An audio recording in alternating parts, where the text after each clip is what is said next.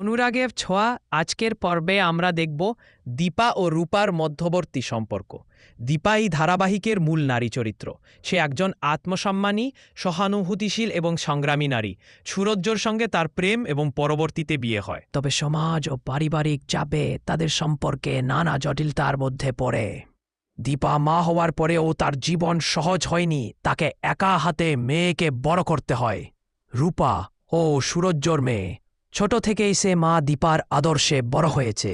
রূপার চরিত্রে যেমন বুদ্ধিমত্তা, তেমনি রয়েছে আবেগ ও স্পষ্টবাদিতা।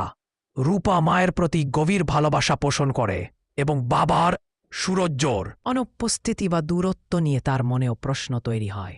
দীপা রূপার সম্পর্ক। দীপা তার মেয়েকে একা হাতে বড় করার চেষ্টায় কখনও দুর্বল হননি।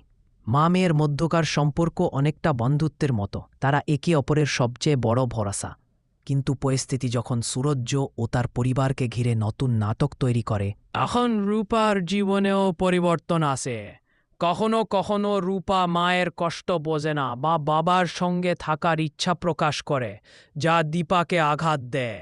তবুও মা মেয়ের সম্পর্ক দৃঢ় থাকে, কারণ তারা একে অপরকে নিঃশর্ত ভালোবাসে। ঘরে ঢোকে কুন্তলা কৃষ্ণকে বলে, কৃষ্ণ, তোর মা তো আজ থাকলে এসব কাজই করত। তুই কি আমাকে তোর মা ভাবিস না? কৃষ্ণ বলে, মানে? কুন্তলা বলে, বিয়েটা তো ছেলে খেলা নয়, এটা একটা নিয়ম। তোকে এখন দুধ কলা খেতে হবে, তারপর উপোস। সব নিয়ম মেনে চলতে হবে। কৃষ্ণ বলে, প্লিজ মা, এসব নিয়ে ভাববেন না। আপনাকে ভালো শাশুড়ি হতে হবে না।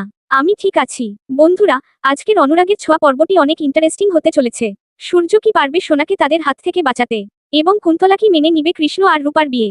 দেখতে হলে চোখ রাখুন আমাদের ইউটিউব চ্যানেলে।